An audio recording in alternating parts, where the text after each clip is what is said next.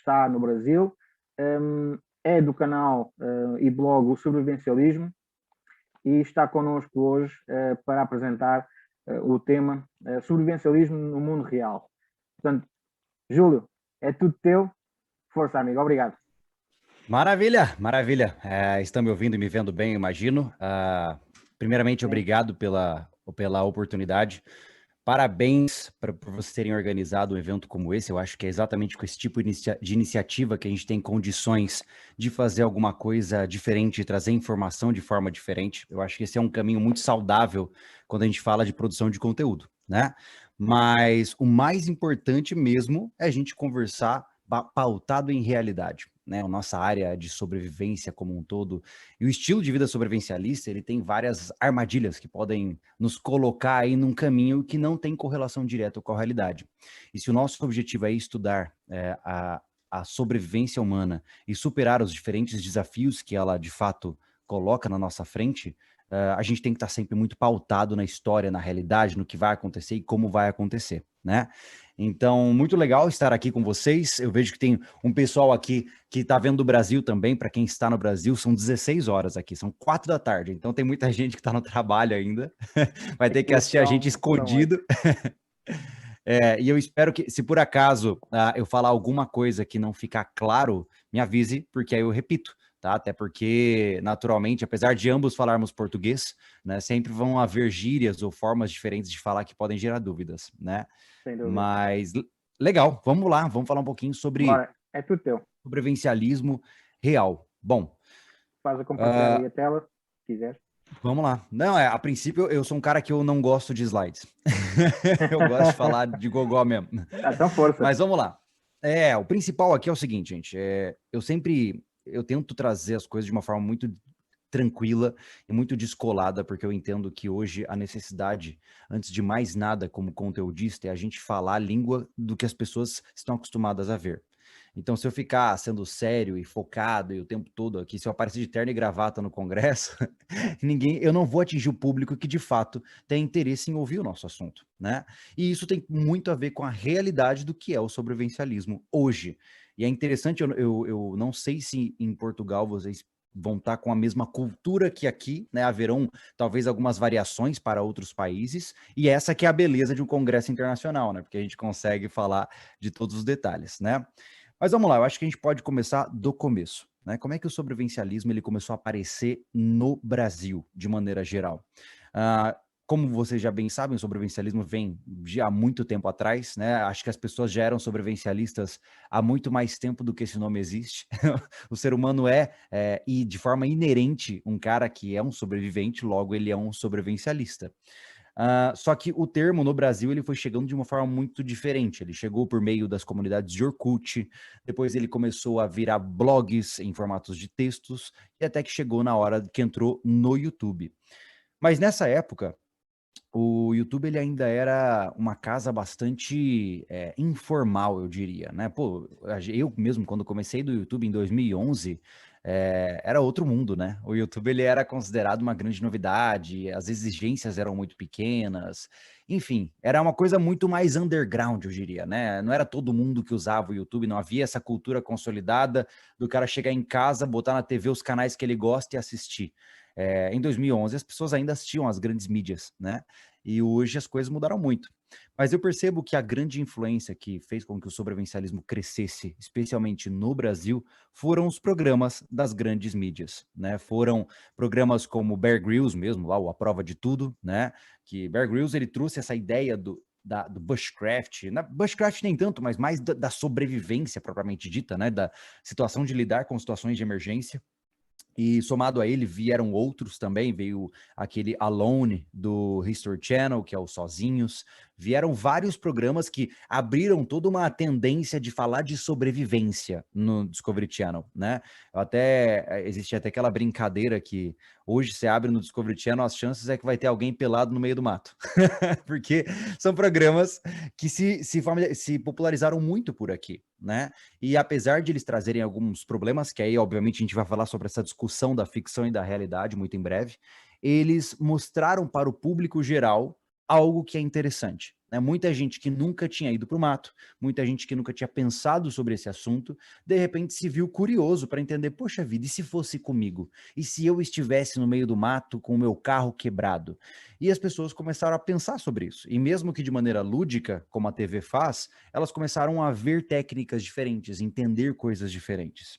Depois disso vieram programas, depois da vibe de sobrevivência em selva, vieram os programas, especificamente um programa na área de preparação, né, que foi o Doomsday Preppers, aquele documentário na verdade foi uma série da Nat Geo que mostrava os preparadores, né?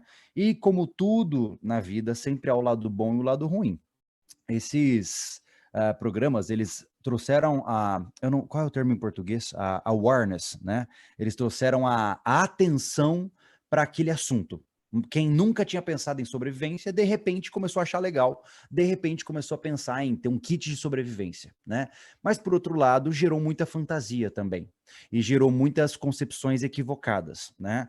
Por exemplo, coisa que acho que foi o segundo vídeo do meu canal, cara, faz uma cara, que eu tava falando sobre a questão do Bear Grylls. Eu falava, cara, o cara tem um currículo fantástico, ele é um monstro, mas quando a gente olha na televisão, aquilo que nós estamos vendo é produzido. Aquilo não primeiro que geograficamente seria impossível, né? Ele tá aqui, aí ele pula de uma cachoeira, sai da cachoeira, encontra o javali, aí de repente ele encontra um carro para fazer rapel, enfim.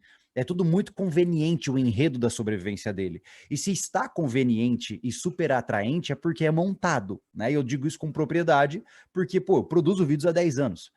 A sobrevivência, propriamente dita, ela é um porre, ela é entediante. Se eu fosse fazer um vídeo, um reality, mostrando como é um acampamento de 72 horas, ninguém ia ver. Porque chega a ser um porre, você fica lá 2 horas acendendo fogo, 2 horas e meia olhando para a fogueira, segurando um espetinho de carne. Não é, não tem paixão nisso, né? Então, eu entendo que empolgou, as pessoas acharam muito legal, mas criou essa fantasia que eu acho que é perigosa. E houveram pessoas que, naturalmente, por falta de bom senso, morreram, cara. Tem um caso de um garoto, enfim, um jovem, adulto, sei lá. O cara, acho que lá na Noruega, teve a ideia de imitar Bear Grylls. Ele botou uma mochila nas costas e saiu para o meio do mato no meio do inverno norueguês. Encontraram o guri 15 dias depois morto numa cabana abandonada. Então, assim, querendo ou não, esse é o risco de você trabalhar muito o lado da ficção. É legal, é super divertido. Tem dias que eu ligo lá e fico achando um barato o cara brincar com aquilo lá. E, nossa, e pula de cachoeira e se pendura em cipó. Aquilo é muito legal. É o sonho de todo molecão, criança, que quer sair se pendurando em coisa. Mas traz esse lado sombrio, tem pessoas que não sabem diferenciar a realidade da ficção. E aí elas começam a achar que elas podem aplicar o que elas veem na TV na vida real. E isso começa a ficar complicado. Se você sai andando no meio de uma situação, se perdeu na mata e começou a pular entre as rochas, que nem o Bear Grylls faz, correndo de forma heróica, meu amigo, você vai escorregar, torcer o pé e você vai morrer. Então, são essas diferenciações que as pessoas muitas vezes falham em entender. E não é porque são burras ou porque são qualquer coisa do tipo. Não, é porque se a pessoa não tem experiência, cara, ela não tem experiência, né?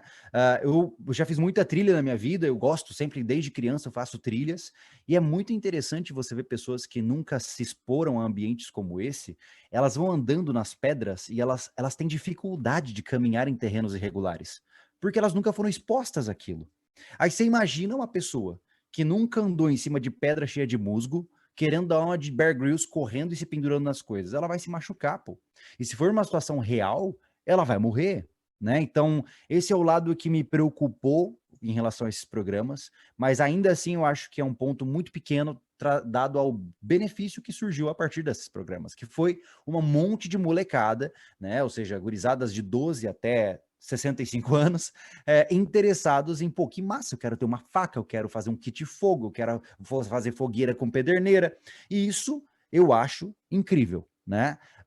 O Doomsday Preppers, por outro lado, na minha concepção, já foi um seriado que eu não gostei muito, eu acho que ele é visto de forma muito cômica, né? Eu vejo isso do ponto de vista até de edição. Depois vocês reparem, assim, quando vocês forem ver um episódio do Doomsday Preppers, vocês vão perceber que algumas vezes o cara tá falando algo que para ele é sério, mas tem uma musiquinha mais cômica atrás, que é para dar aquele tom de que o cara é maluco, né? E é isso que, de certa forma, chama atenção. As pessoas, eu quero ver o Doomsday Prepper, ver os caras lá que se preparam para o apocalipse zumbi. E isso fez, apesar de trazer, mais uma vez, à tona a ideia de se preparar, ao mesmo tempo trouxe muitos maus exemplos de pessoas que estão, mais uma vez, desconectadas da realidade. Né? E aí, muita gente, aí o que acontece? Cria-se um preconceito em cima dos preparadores, porque, não, preparador é tudo doida, tudo quer se preparar para o apocalipse, quer isso, quer aquilo. E hoje a gente está num processo de quebrar tudo isso, né? Ou seja, a grande mídia veio, trouxe os programas, usou do nicho, criou o interesse, esgotou o interesse e agora foi embora. Tanto que você já não vê mais tantos programas aparecendo nessa vibe, né? O que é bom, porque aí acabou o assunto, só fica quem está interessado, né? E o ponto interessante disso é que uma vez que a grande mídia parou de propagar o assunto, fica então espaço para os conteudistas e as pessoas que realmente são praticantes de longa data colocarem a realidade para esse povo. Né? Ou seja, o que é a realidade? Como é que, de fato, alguém faz alguma coisa de verdade para aumentar as suas chances de sobreviver a situações de desastre? E foi exatamente nesse furdunço de loucura que eu fui me criando dentro do sobrevivencialismo, né? O nosso canal hoje, o Sobrevivencialismo, né, que tem o nome da prática, ele foi criado em 2011 e ele, querendo ou não, mostra o meu amadurecimento inteiro, desde o molequinho lá, sem barba, falando olá, leitores do sobrevivencialismo, até o cara que hoje está aqui numa propriedade, criando os seus próprios alimentos e tudo mais. E isso é muito legal, né? Porque uma das coisas que eu nunca gostei é criar a concepção de que eu sou um cara que manja das coisas, porque eu não sou. Eu sou um cara que é muito esforçado para aprender e gosta de mostrar, inclusive, os meus erros. Por quê? Eu sempre tive medo da fantasia do povo falar que a gente é algum tipo de herói, os caras são incríveis. Não, não é bem por aí. Então a gente sempre fez questão de mostrar a nossa evolução para quebrar essas concepções. Né? Porque dentro do nosso nicho, e eu não sei se vocês vão concordar comigo, mas tem muito ego. Quando você fala de faca de sobrevivência, arma de fogo, cara, sempre tem ego. Sempre tem o cara querendo mostrar que ele é o Rambo, tem o outro querendo mostrar que é o MacGyver, e isso é muito perigoso, porque o nosso nicho sempre corre o risco de ser visto como um nicho meio elitista, onde só as pessoas que sabem isso e aquilo podem participar, ou só os caras fortão, barbudo, de arma na cintura que pode participar, e não... É bem por aí, Paulo. Mas a grande questão é essa. A gente tem que tomar cuidado com essas concepções porque elas são perigosas. Porque um nicho só se sustenta quando ele traz pessoas novas e traz essas pessoas alinhadas de uma forma que faça sentido na realidade, né? Então, eu fazia isso de forma intuitiva. Eu falava assim, cara, eu sou um moleque magrelo, bizonho, que não sabe muito bem do que está falando, mas sabe pesquisar. Então é isso que eu vou fazer no YouTube. Eu vou pesquisar e apresentar um tema. Quando ele dá certo, eu mostro. Quando ele dá errado, eu mostro também. Sempre foi assim. Então, quando esse negócio foi avançando e o canal foi crescendo e outros canais foram crescendo, e cara, sejamos honestos, pô, a gente está com 2 milhões, quase 2 milhões e 200 mil pessoas no nosso canal nos acompanhando. Quando é que eu achei que esse canal ia ficar desse tamanho? Nunca. Eu nunca pensei que a gente ia chamar a atenção de tanta gente. No Brasil, isso representa aproximadamente 1% da população. Eu acho que é isso. Então, assim, é muita gente. Num país de 210 milhões de habitantes, é muita gente interessada, né? E para nós é uma grande conquista, mas também é uma grande responsabilidade.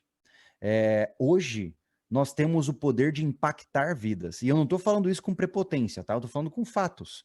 Se eu começo a ensinar técnicas perigosas, se eu começo a criar falácias, narrativas perigosas, eu posso causar danos às vidas das pessoas. Eu posso deixá-las com medo, apreensivas, eu posso ensinar técnicas que podem colocá-las em risco. Então, tudo isso entra na cabeça do cara quando a gente fala de realidade e sobrevivencialismo. Eu sempre fui extremamente preocupado, porque na minha concepção, comunicação não é o que eu falo, é o que o outro entende. Então, se você entendeu errado, a culpa não é só sua, a culpa também é minha que não explicou da melhor maneira para você. Então, a gente, pelo menos na minha visão, né, no máximo que eu pude tentar, em alguns momentos a gente falha, naturalmente, eu sempre quis trazer o discurso mais coerente e realista sobre a prática sobrevivencialista que nós conseguíamos adquirir. E como é que eu comecei a fazer isso? Na minha concepção. Eu comecei a me remeter à história. Ou seja, eu comecei a entender que tudo que a gente está falando, cara, muita gente já viveu e morreu tentando descobrir e debater. Então eu entendi que para a gente falar de sobrevivencialismo real, ou seja, sobre uma realidade do que funciona e o que não funciona, a gente tinha, antes que mais nada, entender o que já aconteceu na história. Porque muitas vezes você acha que está tentando inventar a roda quando alguém já está andando de automóvel do seu lado. Então, como é que a gente pode se preparar e entender as chances de sobrevivência nesse mundo real? Simples, meu amigo. Vamos ver o que aconteceu por aí. E eu comecei a estudar história. Comecei a entender o que havia no mundo, quais eram as civilizações que já colapsaram, quais foram as civilizações que prosperaram e quais foram as grandes crises que aconteceram na humanidade. Porque são essas vivências que ceifaram milhões de vidas e ainda por cima manteram a espécie humana viva com alguns que sobreviveram, que mostram o que de fato é o sobrevivencialismo. Quando a gente tenta entender o que houve no passado, é muito mais fácil do que ficar pensando no futuro, né? Tem muita gente que, não, mas porque no futuro pode acontecer isso, pode acontecer aquilo. Cara, não precisa pensar no futuro. É só ver o que aconteceu lá atrás, porque a tendência é que vai acontecer de novo. A história, ela é cíclica. Ela dificilmente muda. Mudam-se os aparatos tecnológicos, mudam-se os nomes, mudam-se a data. Mas, de maneira geral, os acontecimentos são quase sempre os mesmos. Então, Júlio, não, mas hoje em dia é diferente. Claro que existem diferenças, mas o mecanismo é o mesmo, tá? Entenda que a gente está falando de diferentes modelos de carro, mas é o mesmo sistema do que é feito um carro. A humanidade, ela funciona de uma forma muito estruturada. Ela sempre tem comportamentos que têm a tendência a se repetirem. A gente tem uma concepção de que, estamos evoluindo, né? Não, a humanidade evoluiu. Não, é uma mentira. Nós estamos construindo sistemas mais complexos que permitem que nós tenhamos maior potencial de vida. Mas, do ponto de vista de funcionamento comportamental, você não é diferente de uma pessoa de 1200, de 800 antes de Cristo. O seu cérebro não teve tempo hábil para aprimorar o seu potencial. Então, você não é diferente dos caras da época medieval do ponto de vista de capacidade neurológica. Ou seja, você está propenso a cometer os mesmos erros que eles, porque você também é um ser humano, você não é um floco de neve especial. Então, esse é o primeiro ponto. A gente tem que tomar uma dose de humildade, né? Para você entender o que é sobrevivencialismo real, você tem que ter uma dose de humildade, de entender que você sozinho é ninguém e vai morrer sozinho. E de que o que você acha que você está criando, o que você acha que você é capaz, que você é resistente, todo mundo já fez e fez muito melhor do que você. Isso, para mim, na minha concepção, é o primeiro ponto para você começar a cair na real. Porque se você sai desses programas de internet, se você sai de conteúdos mais alucinados e cria essa ficção na sua cabeça, você está se enganando. Você está criando uma fantasia. E uma vez que você está fantasiando, você está no pior tipo de risco possível, que é o risco inconsciente, né? Porque tem muita gente, eu vejo isso acontecendo muito no mundo do tiro. Deixa eu até pegar um café, vamos lá. Eu tô só pra treta hoje, vocês estão vendo, né? Mas não tem problema. Eu vou continuar sendo o mais honesto que eu conseguir. Tem muito cara na área de defesa pessoal, na área do tiro, cara, ensinando um monte de técnica, ensinando um monte de coisa. Não, porque você faz isso, aí você gira o braço aqui, aí você faz assim. Só que, cara, isso é legal. Mas tem serventia real? Talvez não. Então, aí a pessoa, ela passa a vida vendo esses vídeos, ela nunca segurou uma arma na vida, ela nunca trocou soco na vida, só que ela vê tantos vídeos e ela começa a se sentir capaz tanto quanto aquele que a ensina, só que ela nunca botou nada em prática. Aí essa pessoa é quem pode se ver numa encrenca ferrada, porque um dia ela se vê numa situação, sei lá, de um assalto, ou numa situação mais severa, e ela vai tentar aplicar conhecimentos que ela não tem base real para aplicar. E aí o que acontece é que ela morre, ou que ela mata alguém inocente, ou ela acaba ferindo os seus. Então, é essa a severidade que nós temos que abordar quando a gente fala de realidade, né? Mas antes de entrar nesse ponto principal, que da minha concepção é extremamente importante, a gente volta então, né? E onde é que foi o meu start, né? Tem um livro que eu já citei várias vezes, fiz até a resenha dele lá no nosso portal e tudo mais, que é The Apocalypse it's always near, né? Ou seja, o apocalipse está sempre próximo, de um autor chamado Dan Carlin, que ele é historiador. É um livro fantástico, onde ele avalia, ele apresenta e analisa a queda de grandes civilizações. Ele conta a história das civilizações e como foi o fim delas. E uma frase que ele falou me marcou muito, cara. Eu já citei essa frase várias vezes porque para mim ela faz total sentido, né? Se você voltasse aos tempos de glória de Roma, andasse pela rua, pegasse um romano aleatório e olhasse para ele e falasse assim, você sabia que tudo isso aqui um dia vai virar ruína e pouca gente vai saber de fato como era a sua cultura? O cara ia dar risada da sua cara. Porque é completamente absurdo pensar isso. Imagine você no auge de Roma, né? Naquele império absurdamente gigantesco, alguém chegar para você e falar assim, tudo isso aqui vai acabar. E poderia soar uma loucura. E hoje estamos no mesmo patamar. Hoje, só porque temos um sistema gigantesco que nos ancora, uma série de potenciais fantásticos, não significa que estamos blindados contra uma queda global. Então, precisamos nos preparar para isso. E agora, voltando ao gancho anterior, temos que nos preparar com realidade. Então, o que é, de fato, o sobrevivencialismo real? Essa é a pergunta mais complicada. Porque, mais uma vez, é fácil se desconectar da realidade sem querer. É fácil cair em argumento de venda, é fácil seguir pessoas que falam coisas que não têm correlação direta com a realidade.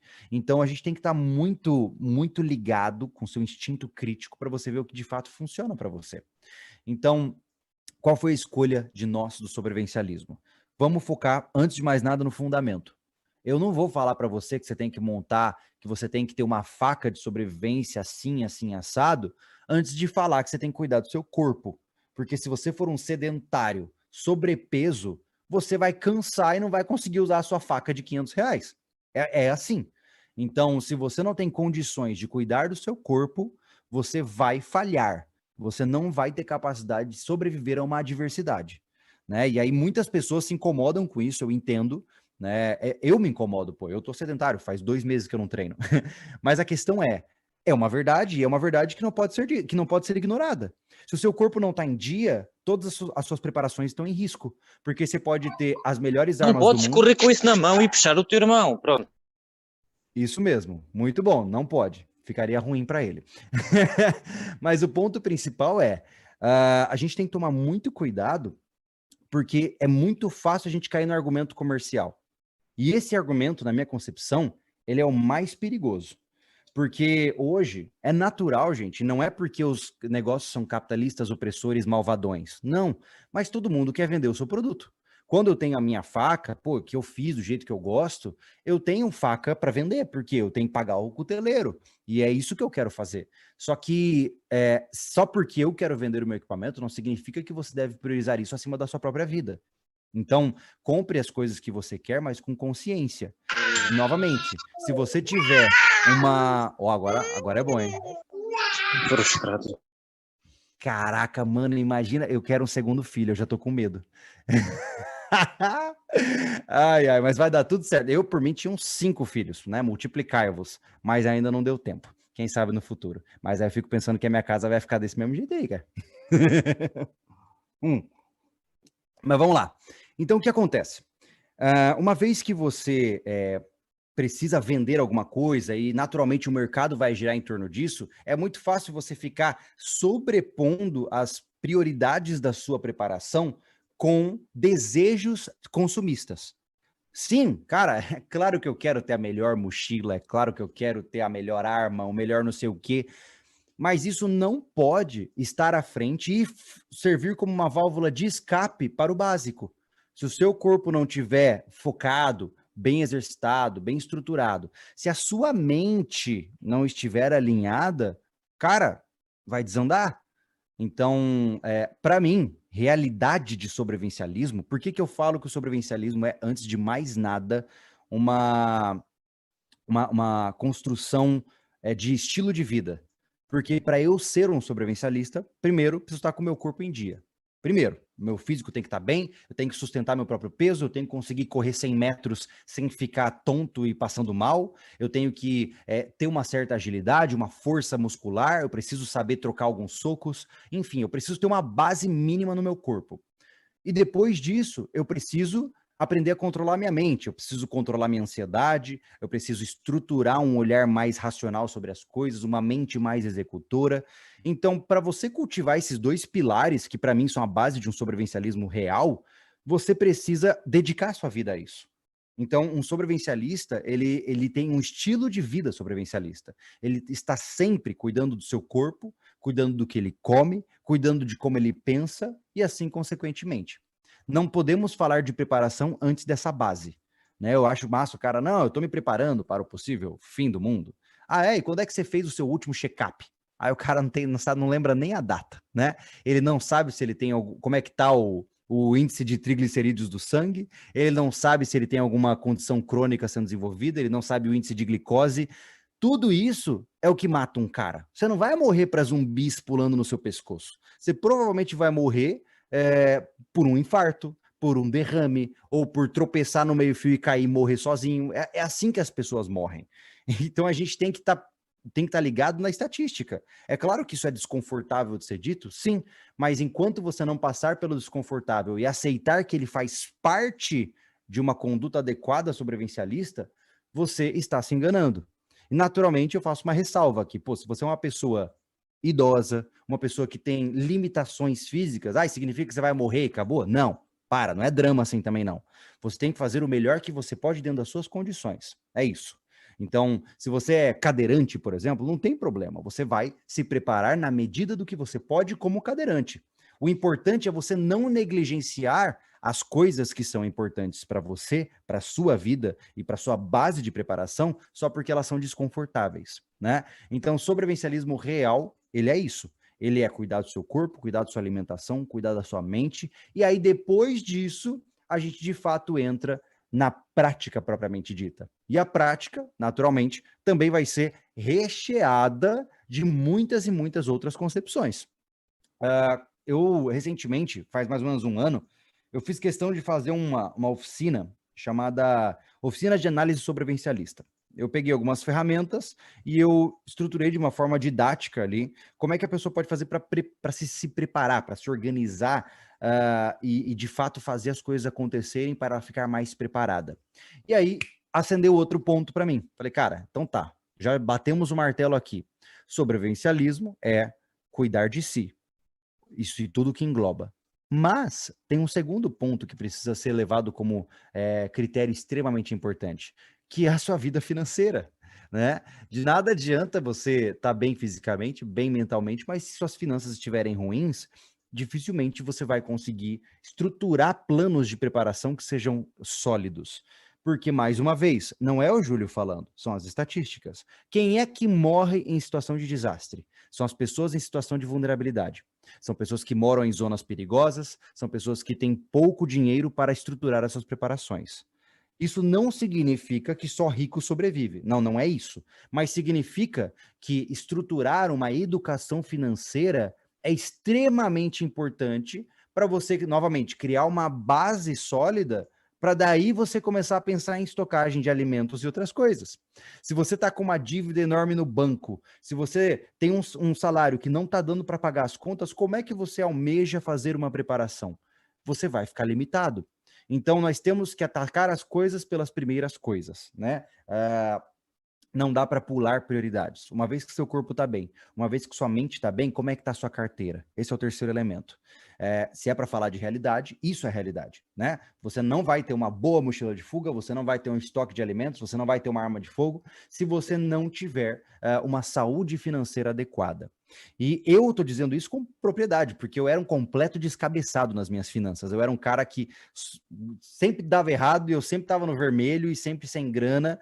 E era muito difícil lidar com essa situação, porque eu queria, por exemplo, ir no mercado e comprar mais comida para colocar no meu estoque. Mas se eu estava com meu cartão no vermelho, devendo R$ 2.000 e com juros de 17% ao mês, como é que eu vou fazer isso, cara? Não faz sentido, né? Então, primeiro, as primeiras coisas, tá? Uma vez que a gente quitou o básico, uma vez que a gente de fato organizou corpo, mente e carteira, a próxima etapa de um sobrevivencialista realista é de fato ele avaliar a situação das suas alimentações e defesa residencial. Por quê? Porque óbvio que você precisa ter mais comida, e isso naturalmente vai incutir uma série de mudanças de rotina na sua vida também. A gente fala muito de estocagem de alimento. Quem viu o Doomsday Preppers, por exemplo, fica muito fascinado com a ideia das MREs, né, das rações que duram 25 anos. E isso é sedutor, né? Você fala, nossa, eu vou pegar isso aqui e vou colocar ali na minha estante e vou deixar lá e vou esquecer daquilo. Não, para de ser preguiçoso. Não é assim que funciona. Se você nunca comeu uma ração militar, você não sabe o quão ruim é aquele negócio. Porque o problema, muitas vezes, é que você quer eliminar o trabalho. Só que o trabalho, quando é eliminado, você está pulando etapas. Só porque você tem rações de longa duração, isso não significa que elas são saudáveis para você comer por longos períodos e não significa que a sua família vai gostar de comê-las. Você pode ser um trator que engole qualquer coisa chamada de comestível? Claro que pode. Mas e seu filho? E se sua filha não conseguir comer aquela comida que é toda com gosto diferente? Como é que você vai fazer? Né? Então, tudo isso tem que ser levado em consideração. Então, uma estocagem familiar, uma estocagem estruturada, ela precisa começar de forma cadenciada. Então, não cai na pira de Doomsday Preppers e vai buscar um balde de ração militar para comprar. Não. O que você vai fazer? Você vai olhar o que você consome mensalmente e dentro do que você consome, na próxima ida ao mercado, compre 5% a mais daquilo que você consome. Não compra enlatado. Não adianta ficar comprando. Se você não come enlatados no seu dia a dia, não compre enlatados. Porque você está comprando um negócio que você não come. E aí o que vai acontecer? Pode perder a validade e aí você simplesmente perde o negócio. E você não gastou dinheiro à toa. Uma estocagem alimentar, uma preparação alimentar adequada, ela também obedece o sentido financeiro de uma preparação. A sua preparação ela não é feita só para o fim do mundo, ela é feita também para economizar. Para você comprar, por exemplo, 5 quilos de, sei lá, de farinha na promoção, e aí daqui um ano, quando você fosse comprar mais, você não precisaria, porque você já tem estocada e pagou o preço do ano passado. Eu vou lançar um vídeo agora no canal, vai ser na segunda-feira, dia 26. Eu fiz uma comparação dos valores de 2020 para 2021 nos alimentos base de preparação. E pasmem, de 2020 para 2021 tivemos um aumento de 60% no valor dos nossos produtos. Você tem noção do que é gastar 60% a mais com as mesmas coisas em menos de um ano? Isso é ridículo. Então, o que acontece? A preparação, ela obedece esse sentido financeiro também. Do cara comprar com consciência coisas que ele come para economizar, do ponto de vista financeiro, aquela alta que inevitavelmente vai acontecer, dado o cenário em que estamos. Isso, para mim, antes de mais nada, é uma preparação concisa. Então, cuidou do corpo, cuidou da mente, cuidou da carteira, construiu uma base alimentar sólida, construída por um estoque de coisas que você de fato consome diariamente e que fazem sentido para a sua família, a próxima etapa, meu amigo, é falar de defesa. Porque o que protege tudo o que você tem é chumbo. O que protege o teu arroz, o teu ouro e a tua família é chumbo. E eu imagino que em Portugal isso deve ser um pesadelo, né? Porque eu sei que as restrições relacionadas ao mundo das armas são absurdas por aí, né? Aqui no Brasil é um mar de pesadelo, é um mar de burocracia absurdo, mas ainda é possível, né? Então, se você tem condições, se você pode ter essa opção, cara, arme-se. Porque eu sei que talvez você não goste, talvez você não gosta de armas, não interessa. Se você não gostar de armas, alguém vai gostar e vai usar elas contra você. Existem coisas que são inevitáveis na nossa vida, né? Existem coisas que são simplesmente como são. Então, se você não gosta de carregar um negocinho desse contigo, não tem problema. Mas alguém vai chegar apontando isso aqui para você e pode tomar a sua vida ou tomar tudo que você construiu. Então, é essa concepção que eu acho que a gente tem que levar em consideração. E mais uma vez, olhe para a história, sempre. A história mostra o quê? O grupo mais armado é quem acaba tomando o recurso dos mais despreparados. E eu não quero, de maneira nenhuma, ver um grupo armado batendo na porta da minha casa. E é por isso que essa é a próxima etapa. E lembrando que eu não estou falando aqui só de arma de fogo. Nós estamos falando também de qualquer outra coisa que serve para deter agressores. Pode ser uma casa mais estruturada, né? Nós fizemos já vários vídeos sobre casas sobrevivencialistas, por exemplo. Ou seja, um lugar mais organizado, grades nas suas casas, sistemas de segurança, câmeras de vigilância, tudo isso colabora para você ter um ambiente mais capaz de se proteger contra situações de dificuldade. Eu não sei como isso funciona nos outros países que nos ouvem e nos veem agora, mas no Brasil a violência ela é crônica, endêmica e pandêmica. Aqui nós temos, no ano passado, em 2019, tivemos 60 mil mortes violentas. Vocês têm noção do que são 60 mil pessoas morrerem de forma violenta no nosso território? Isso é mais do que zonas de guerra. Então, para quem é de uma outra região, pode parecer uma bobeira, mas para nós, a violência ela sempre está na porta do lado. Então, isso é parte da realidade. Aí você imagina que se por acaso há um rompimento do tecido social, imagine que há uma situação terrível acontecendo, cara, os marginais que hoje já fazem a festa, eles vão virar os donos do pedaço. E aí você tem que estar ciente disso. Então, mais uma vez, sobrevivencialismo ele é, antes de mais nada, fazer aquilo que tem que ser feito, independente de você gostar ou não. Você pode não gostar de estocar comida. Beleza, vai morrer de fome. Você pode não gostar de exercícios físicos. Beleza, pode morrer por uma doença. Você pode não gostar de armas. Ok, alguém vai usar uma contra você. Então, são escolhas que você vai tomar. Mas se a gente está falando de realidade, a realidade nunca foi conhecida por ser feliz e amável e confortável, né? Então, na minha concepção, de maneira geral, até para encerrar esse pensamento, o primeiro passo para você se tornar um sobrevivencialista consciente e que de fato está ligado nas coisas como elas são, é você quebrar os mitos que foram ensinados para você. É você encarar essas verdades ruins, essas verdades negativas, engolir elas para dentro, mesmo que seco, para a partir daí você construir uma visão estruturada sobre o que você quer para sua vida.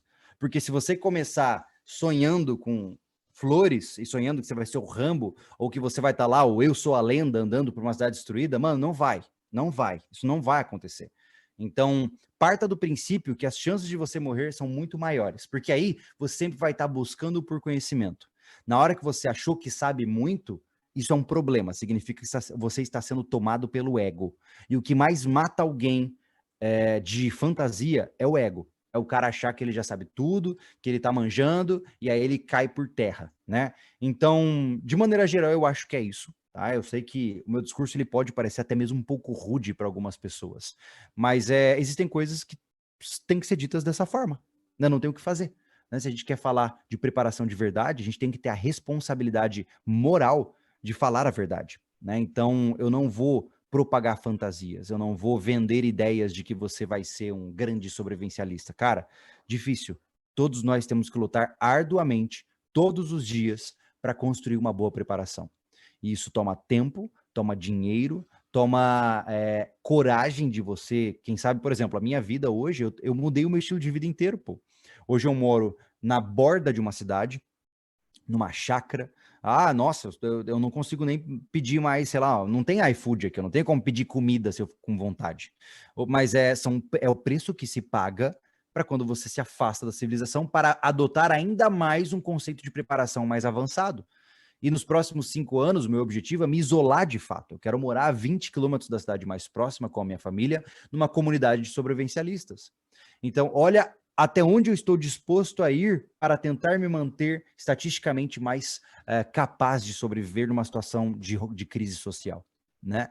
Então, o caminho nunca acaba, sempre haverão armadilhas que você pode cair, que podem te levar à fantasia, que podem te vender ideia negativa, e muito cuidado com quem você segue, muito cuidado com o que você ouve. Muitas vezes eu posso falar alguma coisa que pode estar equivocada, porque eu não sou o dono da verdade. E é o seu dever me contrariar e discordar de mim. Eu não quero que você siga cegamente tudo que eu estou falando, porque se você for assim, já vai embora, mano. Eu não quero ter ovelha, eu não sou pastor. Eu quero que você ouça as coisas que eu falo, e se fizerem sentido para você, massa, aí você segue o que está sendo dito. Agora, se você não curte o que está sendo dito, discorde e comente abaixo nos comentários e a gente entra num debate. Porque tem que tomar cuidado. Ainda mais nesses tempos de rede social. ainda mais nos tempos de pandemia, onde tem, meu Deus do céu, tem cara que ele se posiciona como mestre da sapiência, só que o cara não tem currículo nenhum, tá vendendo curso, e toma muito cuidado com isso. Muito cuidado. E eu tô dizendo isso não porque eu quero machucar ou prejudicar o trabalho de outros conteudistas, não é isso. Mas eu quero que você esteja sempre ciente do que você está fazendo. Cuidado com os gatilhos mentais. E por fim, eu digo, sobrevivencialismo real não é a conduta do medo. Tá? Não é você ficar com medo do amanhã e querer se preparar. Não. Um sobrevivencialista real é o cara que entende que o apocalipse está sempre ali do lado, mas ele escolheu de forma brava e ousada e virtuosa construir uma base autossuficiente para proteger os seus e deixar um legado mais duradouro. Isso é sobrevivencialismo. O sobrevivencialismo se trata de coragem e ousadia de desafiar a estatística e não um pastoreio pelo medo. Toma muito cuidado com isso, porque, para mim, isso é o principal. Hoje, ir contra o sistema, de não ficar dependendo de tudo que está no mercado, de não ficar acreditando em tudo que dizem para você, é um ato de rebeldia terrível e que vai custar muito para você. Se você, de fato, se declarar um sobrevivencialista e começar a questionar tudo que existe, como existe, você vai perder amigos, vão ter familiares que vão achar que você ficou louco. Então, existe um preço alto a se pagar quando você decide seguir essa bagaça toda aqui. Mas é o que tem. E se você quiser, você vai ser sempre muito bem-vindo. Se você não quiser, siga a sua vida na Matrix. Basicamente, é isso, né? Eu acho que com isso eu finalizo a minha concepção. Não sei, vamos ter perguntas? Vamos ter alguma concepção nesse sentido, meus caros? Bom, Júlio, penso que já tenhas terminado ainda antes do tempo. Isso é que é falar aí.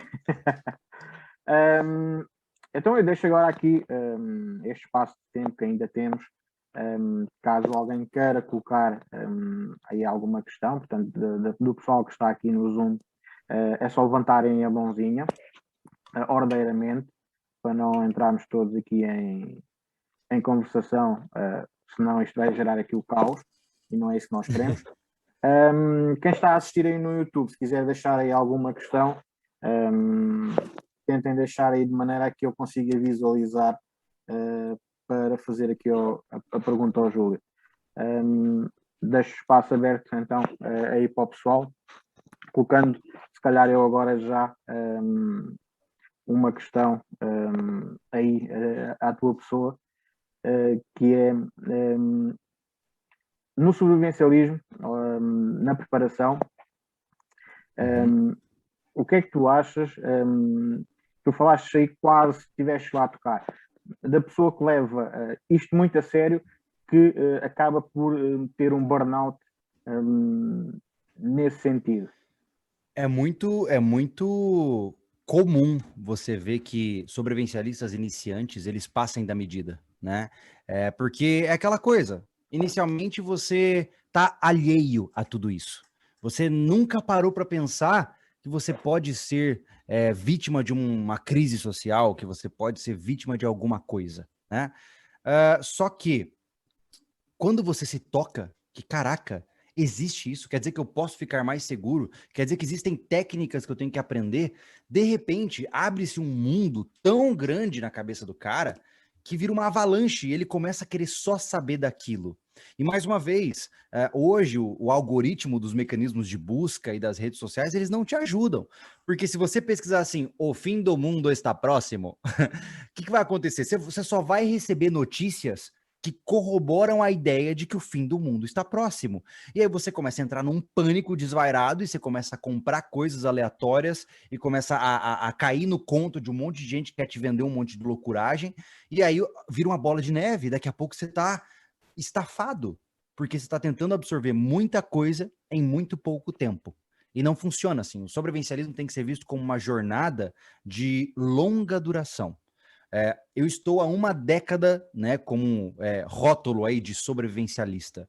E eu ainda estou bem longe do ideal. Meu Deus, o ideal para mim tá lá no Everest ainda, eu estou aqui a nível do mar. Então, é uma jornada. Vai com calma, cara. Se você ficar alucinado, você vai passar mal. Excesso sempre faz mal. Por isso que eu sou muito contra discursos alarmistas, de maneira geral. Tem horas que a gente precisa falar sério. Tem horas que eu preciso chegar para você e falar assim, mano, se prepara que as coisas não estão muito boas. Tem horas que eu preciso fazer isso. Mas eu não vou ficar usando disso o tempo todo com você, porque daqui a pouco tem cara aí desenvolvendo transtorno de ansiedade, tem cara desenvolvendo depressão por conta do meu discurso. E aí esse cara se mata e o sangue tá na mão de quem? Tá na minha mão. Eu não quero isso para minha conta, entendeu? Eu não sei o que vem depois da vida, mas se eu chegar e me deparar com um cara e falar assim, ó, Julião, vamos acertar as contas, o bicho pegou. Então, eu não quero ficar devendo. Então, assim, a gente tem que tomar muito cuidado com isso, porque de verdade, gente, tem gente que tá adoecendo por conta do sobrevivencialismo, está se tornando fóbico, está se tornando obsessivo compulsivo, está se tornando depressivo. Então, muito cuidado, cara. O sobrevivencialismo, ele vem para trazer para você uma versão melhor de vida. Um lugar onde você pode fazer as coisas com mais clareza, onde você é mais congruente. Por exemplo, hoje eu brinco dizendo que a gente fala de preparação e tal, mas sabe o que é legal, cara? Todo dia de manhã eu acordo, eu vou lá, cuido das galinhas, cuido dos peixes, varro o quintal, pego os ovos, coloco na cozinha, chego aqui no escritório, ligo tudo. Ou seja, é um estilo de vida, é uma coisa tranquila. Minha esposa agora está focada em conservação alimentar, criação de compotas. O que ela faz? Ela vai lá, pega as coisas, aí junto em família a gente vai lá e começa a preparar os potes. E tudo isso é legal, cara. A gente vai transformando disso em uma coisa agradável. Se não for agradável para você, se você está encarando o sobrevivencialismo como algo que é guiado pelo medo, você vai cometer erros e você vai adoecer. Você tem que fazer isso porque você sente que precisa fazer e porque vai te tornar alguém melhor. E não porque você é um ratinho se escondendo dentro de um buraco. Beleza? Tranquilo. Do pessoal que está aqui a participar no Zoom, não sei se querem colocar alguma questão ao Júlio, aproveitem agora um momento, é só levantar aí a mãozita para responder. No YouTube não está assim, está a correr muita conversa, mas não é nada de perguntas. Pessoal, alguma questão aí ao Júlio Lobo? Está tudo com vergonha? Não, pelo amor de Deus, falem, porque com certeza eu sempre falo um monte de bobeira. Eu vi um rapaz que comentou uma coisa que é importante colocar aqui, né? O XYZ ali em cima no chat do YouTube, ele falou: a violência só gera mais violência. Exato. E é legal trazer isso à tona para as pessoas. É que talvez a violência gere mais violência, mas pelo menos eu e minha família continuam respirando, né? Não é que eu queira andar armado, não é que eu queira engajar em combate, não é isso. Mas eu não tenho outra alternativa a partir do momento que alguém decide atacar e tirar a minha vida ou a vida dos meus. Então, que se ferre se vai gerar mais violência, que se ferre os aspectos sociais. Eu estou protegendo aquilo que é importante para mim com os meios mais eficientes que eu encontrei à minha disposição. Então, se a gente entrar nesse debate filosófico, porque o mundo, porque aquilo, whatever, gente, nada disso importa quando tem um maloqueiro de abarreta apontando uma arma para a cabeça da sua filha. Nada disso interessa quando sua família está em risco. Então, esse papo, eu entendo que ele é importante, mas na vida real, ele não faz sentido. Porque na hora que alguém entra na tua casa para estuprar tua esposa, para te amarrar e bater em você até você ficar tudo quebrado, você queria ter uma arma na mão. Então, não vem com esse papinho de gente bizonha, não. Ora, então vamos lá.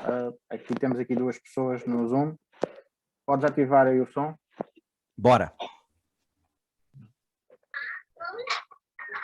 Força. É o seguinte, falou-se muito dos extremos que existem no sobrevivencialismo, mas ainda não se falou, por exemplo, na questão da autonomia, da autossuficiência, que também tem sido uma febre nos últimos tempos. Queria que o Júlio abordasse também dessa vertente do sobrevivencialismo. Legal, vamos lá. A autossuficiência, a gente até fez recentemente, foi ontem? Não, foi quarta, a gente fez um podcast sobre o mito da autossuficiência, porque, de fato, muita gente acha que vai ser capaz de estruturar toda a sua sobrevivência sem depender de nada nem ninguém. Mentira, não vai, né? Você pode suprir muito daquilo que você precisa para sobreviver. Você pode conseguir, quem sabe até com muito esforço e um ambiente adequado, a sua autossuficiência energética, sua autossuficiência alimentar, até a sua autossuficiência em defesa, mas a gente está falando aqui de muita dificuldade associada. Exato. Assim, as chances de você conseguir isso já são pequenas. Mas, gente, você nunca vai conseguir, sei lá, fazer remédios para quimioterapia, entendeu? Você nunca vai conseguir extrair ferro para fazer um pistão novo para o teu carro que queimou o motor. Essas coisas, elas infelizmente dependem de toda uma concepção muito mais ampla do que a gente consegue fazer sozinhos. Então, eu acho que a gente tem que ver a autossuficiência como uma jornada e que ela nunca tem um objetivo final. A autossuficiência é sempre uma busca por você depender menos do sistema. O objetivo é utópico, que é não depender do sistema. Esse é o objetivo. Mas a gente sabe que ele não é alcançável. Então a gente vai galgando e fazendo esforços para tentar chegar mais perto disso. Naturalmente que isso vai ser muito difícil. Mas eu acho que o esforço, ele já é muito melhor do que não fazer nada. Ok, temos aí outra questão. Ir então para ativar. Onde é que está Eduardo? Digo para ativar o microfone. Eduardo, ativa o microfone, podes fazer a questão.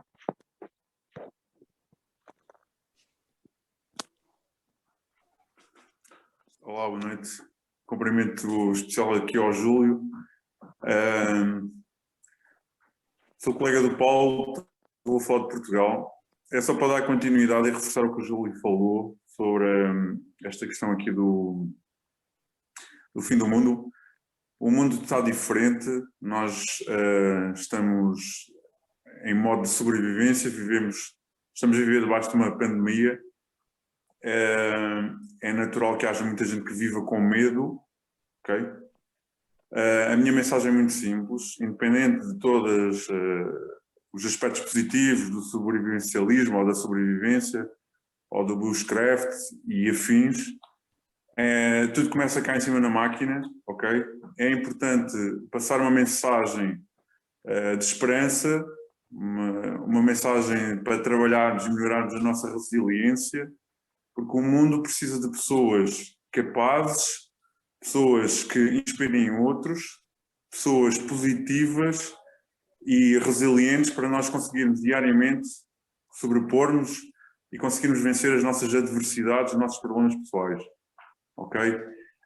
As competências que se adquire do sobrevivencialismo, sobrevivência, chamem o que quiserem, são uma mais-valia, um recurso que nós temos ao nosso dispor. Não devemos viver em função do medo, ok? Senão vamos nos isolar, vamos viver fechados e não vamos saborear a vida, porque até ao momento ainda não houve o fim do mundo, ok? Mas se calhar pode acontecer na cabeça de cada um de nós apressarmos esse fim do mundo, ok? Portanto, é muito importante nós sabermos que há essa hipótese, está no ar, agora não podemos viver em função dela, porque muitos de nós temos família, temos amigos de quem gostam de nós, com quem se querem relacionar, com quem querem viver e aprender umas coisas. Se nós vivemos apoderados do medo, epá, nós vamos abdicar disso tudo a pensar sempre quando é que isso vai acontecer e bater-nos à porta. Portanto, isso não faz bem à nossa saúde mental.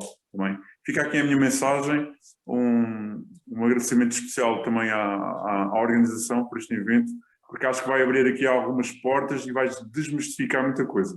Bem? Boa noite. Obrigado. Obrigado, Eduardo. Massa. Eduardo, cara, eu vou te dizer uma única coisa.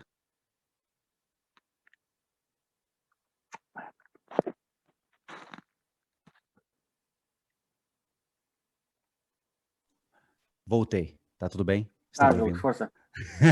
Eu vou falar só uma única coisa extremamente importante aqui que soma ao discurso do Eduardo. Ó, eu ganhei esse pet de um amigo sobrevivencialista francês que diz o seguinte, ó, tá vendo? Aos amigos que sabem ler aí a língua, on va-tu mourir? Vamos todos morrer. Isso significa que no final, meu amigo, todo mundo vai pro mesmo buraco. Então, a gente não tem que ficar com medo de morrer, a gente só tem que garantir que a nossa vida seja com qualidade. Então, eu vejo foi o sobrevivencialismo que me deu a chance de morar num lugar como eu moro hoje, ver minha filha correndo na terra, pegando fruta da árvore, de conhecer pessoas fantásticas. Então, na minha concepção, mais uma vez, o sobrevivencialismo ele é uma forma de aprimorar a vida humana, de retornar às essências humanas e, ao mesmo tempo, fortalecer a sua melhor versão possível. Né? Então, concordo, Eduardo. É isso aí, mano. Tamo junto.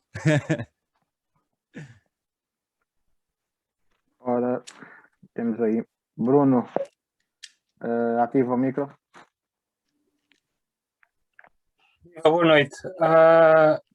Obrigado por a organização, por proporcionar esta, como dizem em brasileiro, bate-papo. E eu sigo o Júlio há muitos anos, ainda antes de seguir o Paulo no Portugal Preppers. Já fui aparecendo a mandar uns comentários no canal. Gosto muito do vosso trabalho. Parabéns. E uma das coisas que me ajudou o vosso canal a ter percepção é, no meu caso, eu moro numa cidade ainda relativamente grande, que é perto do Porto, e de facto ter que preparar dentro desse ambiente não é tão fácil.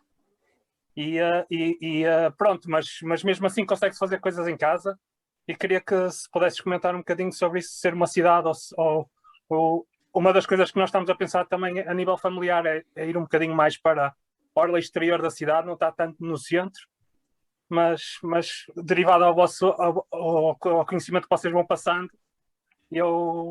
nós fomos adaptando a nossa família a isso. E obrigado. Um abraço. Obrigado. Legal, Bruno, é isso aí. Cara, eu vejo da seguinte forma, sempre devemos ter, como os lobinhos do escoteiro diz, né? Sempre temos que fazer o melhor possível. Se você hoje não pode morar no local ideal, assim, do ponto de vista de sobrevivência, uma fazenda isolada, onde só você mora, cara, você tem que fazer o melhor que você pode, né? Naturalmente, a gente tem que ver a mentalidade de sobrevivência do ponto de vista estatístico. Estatisticamente falando, as chances de sucesso de sobrevivência em uma cidade são menores do que no campo, né? Numa situação de emergência e de crise social. Contudo, estar em uma cidade te deixa muito mais estatisticamente propenso ao sucesso no caso de uma emergência médica. Se você, por exemplo, sei lá, corta o teu braço, você pode... se você cortar o seu braço, você pode, por exemplo... Opa! Bora, Júlio.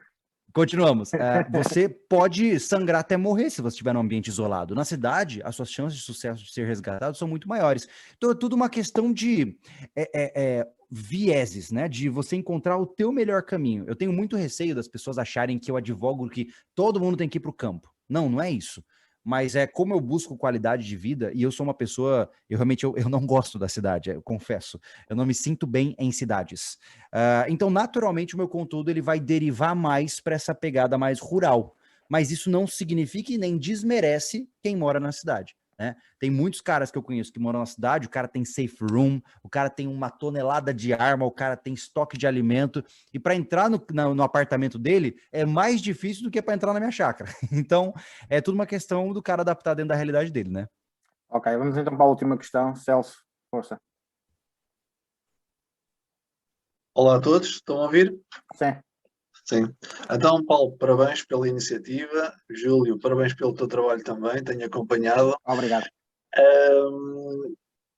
Júlio, falaste aí na questão das armas, é uma realidade, que em Portugal tu podes ter uma arma de CO2 que dispara chunguinhos pequeninos e mesmo assim às vezes olham com maus olhos, digamos assim, o facto de quem tem armas, e eu sou um apologista das armas, mas realmente aqui em Portugal armas está fora de questão e cada vez mais é mais difícil. Uma outra questão que eu tenho aqui, 2 questões para ti. Falaste que tens filhos. Como é que tu preparas os teus filhos para o sobrevivencialismo ou o escravo, para cinismo? Outra situação. Tu falaste que vives numa quinta, uma zona afastada da cidade. Como é que tu te consegues, vais precisar de dinheiro para comprar, obviamente, algumas coisas, como é que tu consegues a tua autonomia financeira? Estas são as questões que eu deixo. Obrigado e um abraço a todos. Obrigado, Celso. Obrigado, Celso. Legal, cara, vamos lá. Primeira questão em relação à arma de fogo, complicado. Por isso que eu digo, aqui no Brasil, a tendência é um dia a gente ficar igual vocês, tá? Então, enterrem suas armas. Porque uma vez que tirarem, elas não voltam mais. Mas eu entendo, é um limitante. Só que, por outro lado, se de fato o desarmamento aí em Portugal também funcionou para a criminalidade, ao menos vocês estão pau a pau, né? Às vezes vocês conseguem competir. Aqui no Brasil não funciona porque só se desarmou o cidadão e o bandido continua armado. Aí ficou bem difícil de continuar, né? Em relação ao segundo aspecto, como é que eu faço para prover as coisas? Na verdade, em relação aos meus filhos, né? Hoje eu tenho uma filha de 3 anos de idade, recém fez 3 anos, estamos ensaiando um próximo ainda, mas a ideia eu vejo da seguinte forma, hoje eu vivo para deixar um legado de boas pessoas que possam construir uma humanidade melhor. Então, a minha existência neste mundo agora está focada em garantir que a minha filha e um futuro filho ou futuros filhos sejam o melhor que a espécie humana possa oferecer para o nosso futuro. Porque nós vamos passar nos próximos 50, 100 anos desafios gigantescos do ponto de vista de humanidade.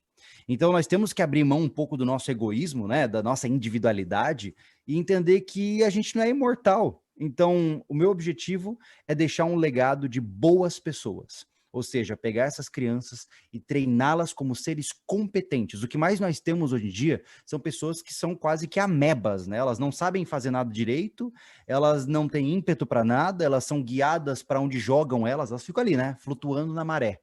E isso não é um caminho que eu acho saudável para a sustentabilidade da espécie. Eu não estou nem falando aqui de países. A humanidade precisará de humanos fortes para sobreviver os próximos séculos. E é essa a nossa intenção. Então, a minha filha hoje tem 3. Aos 4 ou 5, ela vai entrar no karatê, se ela quiser, ou algum tipo de luta. Aos 5 anos, ela já começa treinamento de evasão sob tiroteio comigo. Ela vai para o clube de tiro, vai ficar... Eu não posso documentar isso, naturalmente, mas ela vai ficar comigo aprendendo a como se deslocar em situação de combate. Aos 8, ela já vai começar a atirar, se caso ela demonstrar interesse nessa situação. E a partir daí a gente vai continuar desenvolvendo, né? Ela já aprendeu, por exemplo, já aprendeu a limpar uma galinha junto comigo, com 3 anos de idade, né? Então eu estou expondo ela às coisas, porque isso é a vida. Ai, Júlio, mas não é muito violento? A vida é violenta. Temos que partir dessa premissa. E eu não, de maneira nenhuma, vou forçar minha filha a algo que ela não quer. E eu faço sempre de uma forma muito didática. É só vocês verem lá no meu canal familiar, o Família Lobo, que eu tô sempre brincando com ela. E ela adora isso, né? Então, esse é meu objetivo com a minha garotinha até o dado momento. E por fim, no terceiro aspecto, a última questão, hoje eu moro a 5 quilômetros do centro mais próximo, né? Então eu ainda consigo, estamos aqui sob conexão, eu ainda consigo estar sob fibra ótica, ou seja, eu tenho uma internet de 500 mega, né?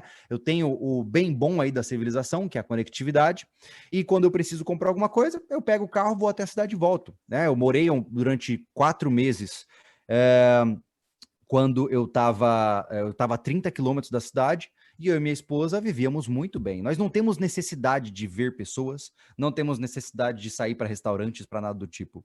Então a gente fica tranquilão, né? Uma vez por semana a gente desce para a cidade, compra o que precisa e volta e acabou, é isso aí. Então é uma questão de mudar o estilo de vida. A gente muda daquele just in time de cidade, né? De, deu vontade de comer uma pizza agora, vai lá, pede a pizza. Não. A gente já programa, na quinta-feira a gente vai comer uma pizza. Então a gente já compra massa, compra tudo para poder fazer aquela pizza, porque ninguém vai entregar onde a gente mora. Então é uma mudança de mindset, de fato, né, que você precisa para fazer essa transição do urbano para o rural. Fechou? Júlio, fechou. Já estamos, portanto, no final. Quero agradecer muito a tua presença aqui. Se quiseres continuar por aí, estás à vontade. Queres deixar aí umas últimas palavras para o pessoal de agradecimento e vamos então depois para a outra palestra a seguir. Maravilha, gente, muito obrigado pela abertura. Sinto muito se algo que eu disse incomodou, mas é como eu penso, né? Eu espero que eu tenha agregado de uma forma direta ou indireta para você. O que eu falo nem sempre é verdade, mas é verdade para mim no meu momento atual de vida. E eu espero que tenha sido trazido da forma mais sincera e educada possível para você. O sobrevivencialismo, ele é a minha vida hoje, né? Eu pago as minhas contas com o conteúdo que eu trago na internet. Então, é muito louco isso, né? Pensar que hoje eu vivo num paradoxo, onde eu tenho que estruturar a base da sobrevivência humana, que ela é super primitiva, só que o meu sustento vem da coisa mais complexa tecnologicamente da humanidade, que é a internet e a produção em vídeo, né? Então, é uma coisa meio paradoxal. Mas eu fico feliz de estar aqui, fico feliz de ter essa oportunidade de estar com vocês. E mais uma vez, muito obrigado pelo convite. Tenho a certeza de que no futuro, um dia, pousarei em terras de Portugal para a gente trocar umas ideias e tomar uma cerveja. Fechou? Eu acho que sim, estamos cá à espera. Muito obrigado, Gente, amigo. obrigado, uma boa Depois tarde, uma falamos em boa off. noite para vocês. Um resto de uma boa Valeu. tarde para ti, força.